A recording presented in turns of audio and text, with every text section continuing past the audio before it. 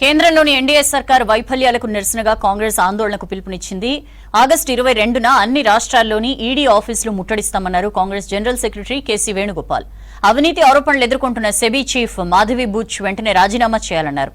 ఢిల్లీలో జరిగిన ఏఐసీసీ మీటింగ్లో పలు కీలక నిర్ణయాలు తీసుకున్నారు ఆ పార్టీ అగ్రనేతలు. ప్రతి రాష్ట్రంలో కులగణనపై జరిగే సభల్లో రాహుల్ గాంధీ పాల్గొంటారని తెలిపింది కాంగ్రెస్.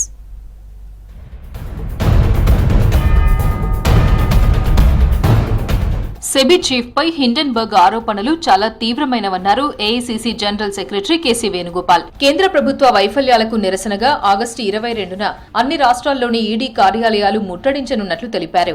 అవినీతి ఆరోపణలు ఎదుర్కొంటున్న మాధవి బుచ్ వెంటనే సెబీ చీఫ్ పదవికి రాజీనామా చేయాలని డిమాండ్ చేశారు.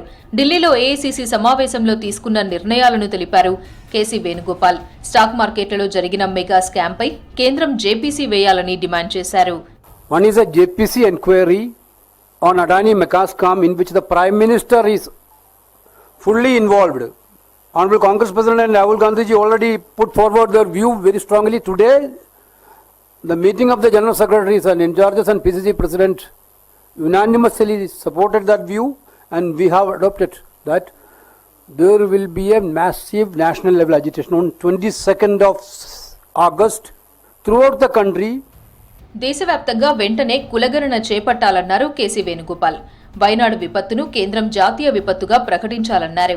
దేశంలోని వరద బాధితులను కేంద్రం వెంటనే ఆదుకోవాలన్నారు. బంగ్లాదేశ్లో హిందూ మైనారిటీలపై జరుగుతున్న దాడులను ఖండించారు.